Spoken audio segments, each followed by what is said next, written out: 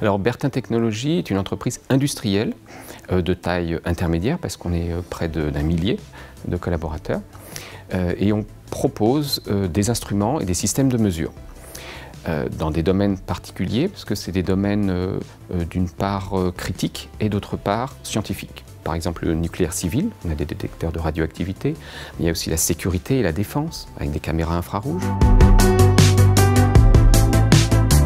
La façon dont on l'utilise est double. D'une part, on utilise l'IA générative, surtout de texte, donc ces IA qui peuvent comprendre pas mal ce qu'on leur dit et qui peuvent aussi s'exprimer très bien dans plusieurs langues. Un autre volet, c'est directement les produits qu'on vend, parce qu'ils travaillent, ils tournent avec des algorithmes pour, par exemple, détecter des sources de radioactivité. Quand il y a des camions qui passent, les algorithmes peuvent être améliorés, on peut créer de nouveaux détecteurs grâce aussi à des technologies d'IA qui sont très performantes pour résoudre des problèmes qui sont un petit peu durs pour les humains des fois.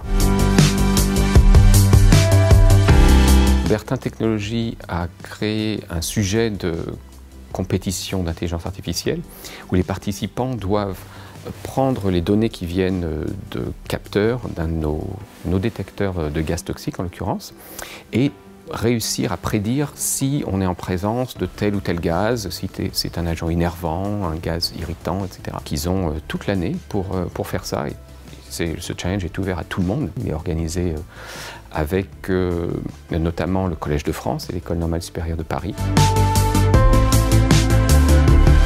C'est facile, on a un site web qui est accessible si on cherche Bertin Technologies au pluriel, IES, on le trouve facilement.